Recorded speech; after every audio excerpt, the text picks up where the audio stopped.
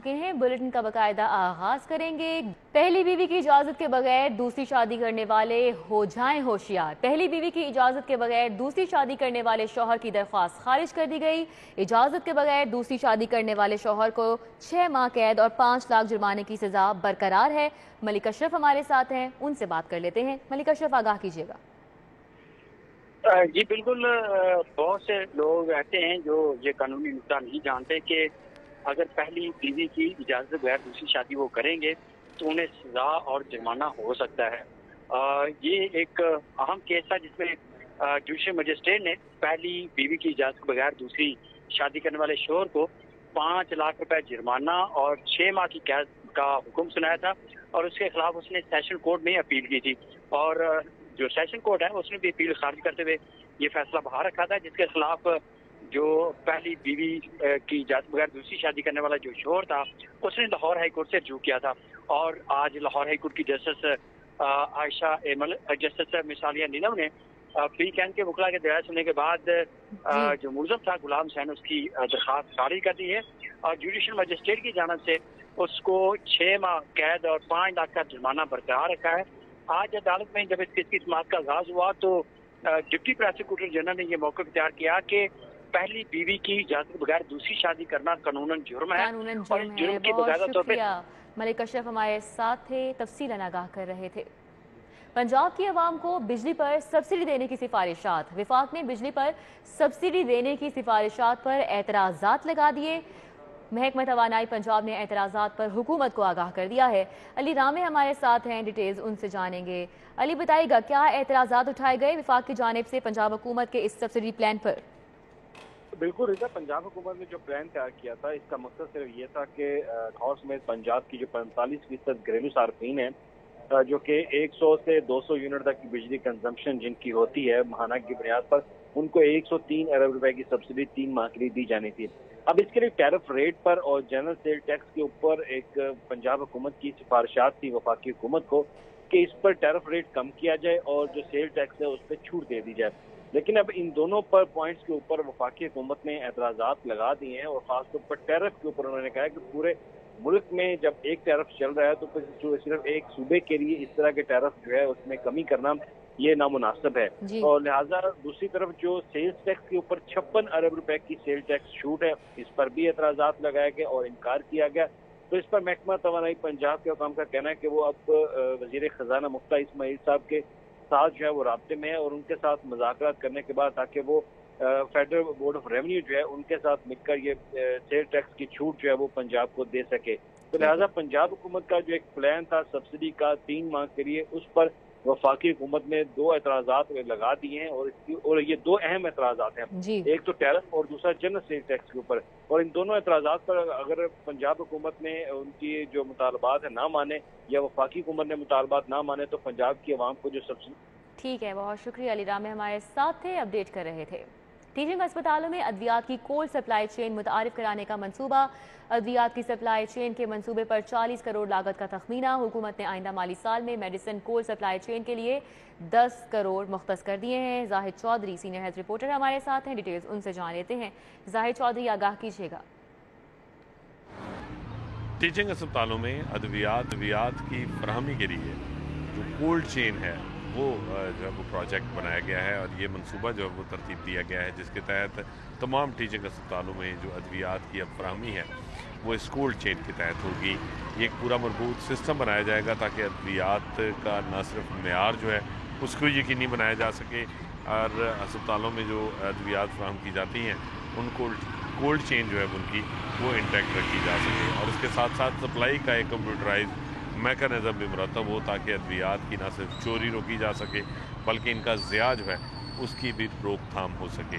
इसके साथ साथ टीचिंग अस्पतालों में जो अद्वियात की किल्लत पैदा होती है उस सूरत में इस सप्लाई चेन का जो सिस्टम होगा इसके तहत किसी भी करीबी अस्पताल से जो है वो दवा उधार ली जा सकेगी जहाँ पे भी वो अवेलेबल होगी और ये तमाम एक जो है वो इंटीग्रेटेड सिस्टम होगा जिसके तहत ये अद्वियात की जो फराहमी का निज़ाम है उसको मुंसलिक किया जाएगा और इसके मुताबिक जो है वो इसको वज़ा किया जाएगा।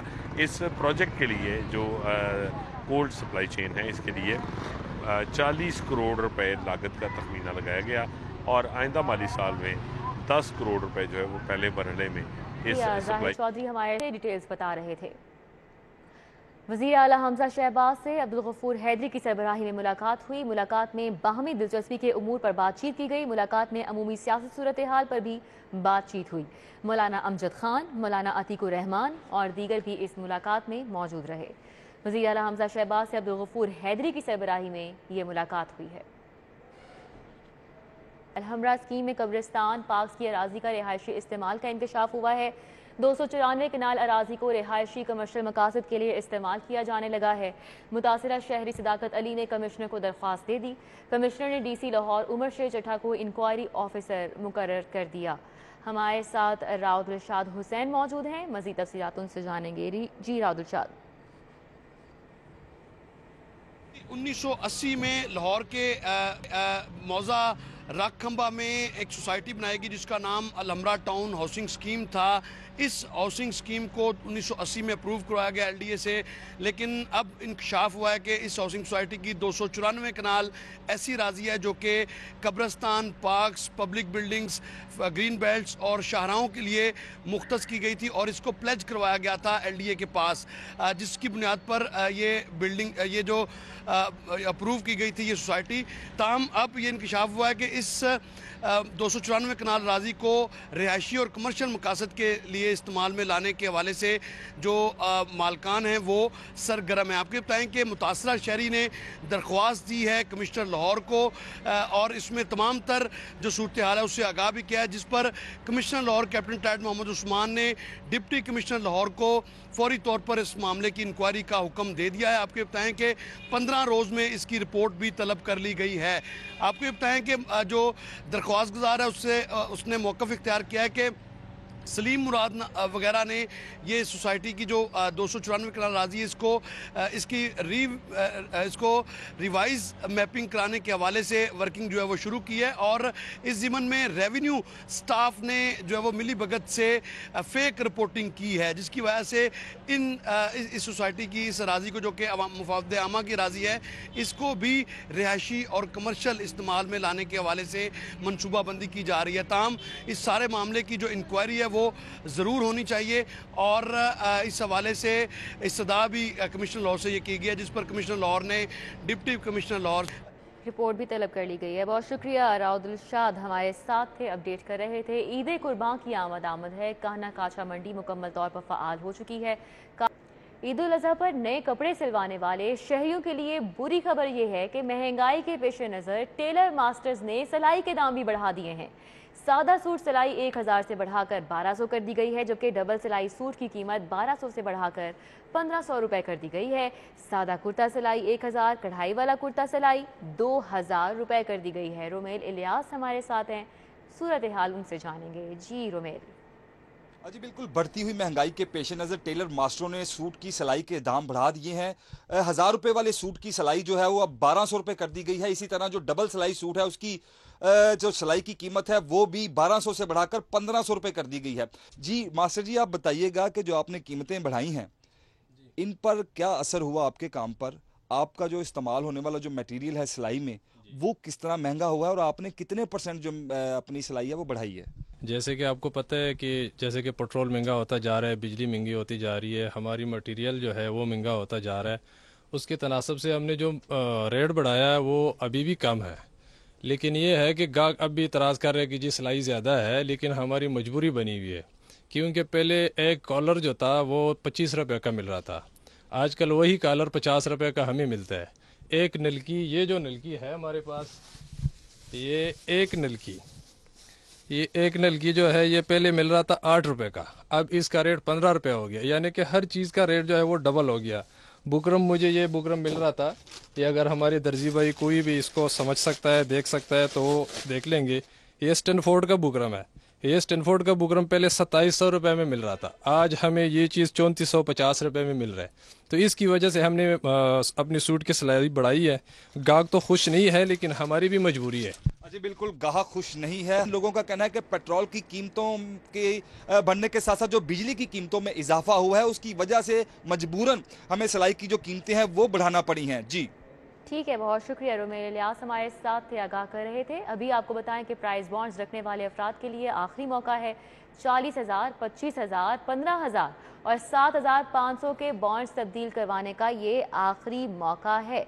हबीब खान हमारे साथ हैं, मजीद डिटेल्स उनसे जान लेते हैं। जी हबीब खान। जी बिल्कुल, देखें, इदारा है कौमी बचत है जिसने आज जो प्राइस बॉन्ड रखने वाले अफराद हैं उनको ये आखिरी मौका जो है वो जारी किया है और उनकी जानिब से ये बताया गया है ऐलान में कि 40,000, 25,000, 15,000 और 7,500 के जो बॉन्ड रखने वाले अफराद हैं, जिनको पहले भी कई बार ये आगाह किया गया था कि वो बॉन्ड जो है वो तब्दील करवा लें या जो अगर वापसी करवाना चाहते हैं तो वापसी करवा लें, तो 30 जून की आखिरी तारीख जो है वो मुकर्रर की गई है। और ये बताया गया है एलामिया में कि 30 जून के बाद इन बॉन्ड्स को तब्दील या जो वापसी करवाने की कोई तारीख में जो है वो तौसी नहीं की जाएगी। इससे कबल हुकूमत की जानिब से ये जो चारों बॉन्ड्स हैं, इन बॉन्ड्स को बंद किया गया था और इनके बदले जो प्रीमियम बॉन्ड्स हैं उनका इजरा किया गया था। तो उन्हीं प्रीमियम बॉन्ड्स के साथ इन बॉन्ड्स को जो है वो तब्दील करवाया जा सकता है। 30 जून जो है वो आखिरी मौका होगा। 30 जून के बाद ये तमाम तर बॉन्ड जो है वो कारामद नहीं रहेंगे और जो कोई भी शहरी जो इन बॉन्ड्स को रखेगा वो इनको तब्दील या वापसी नहीं करवा सकेगा। ठीक है हबीब खान, बहुत शुक्रिया। सिलसिला आगे बढ़ाएं और अभी आपको बताएं कि मुख्तलिफ शहरों में कोरोना मुस्बत केसेस की शरह बढ़ने लगी है। हवाई सफ़र, ट्रेनों, पब्लिक ट्रांसपोर्ट में मास्क पहनना लाजमी करार दे दिया गया है और NIH की जानिब से हिदायत जारी की गई हैं कि शहरी दौरान सफ़र मास्क का इस्तेमाल यकीनी बनाएं। मुख्तलिफ शहरों में कोरोना मुस्बत केसेस की शरह बढ़ रही है और हवाई सफ़र, ट्रेनों, पब्लिक ट्रांसपोर्ट में मास्क पहनना एक बार फिर से लाजमी करार दे दिया गया है, जबकि शहरी दौरान सफ़र मास्क का इस्तेमाल करें। NIH की जानिब से ये हिदायत जारी की जा रही हैं। हवाई सफ़र हो, ट्रेन हो, पब्लिक ट्रांसपोर्ट में अब मास्क पहनना लाजिम है। मुख्तलिफ शहरों में कोरोना मुस्बत केसेस की शरह बढ़ रही है, जिसकी वजह से ये फैसला किया गया है और इस हवाले से एडवाइजरी जारी की गई है।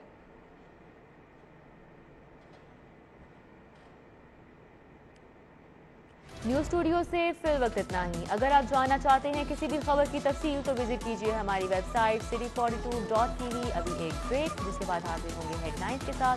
देखते रहिए City 42।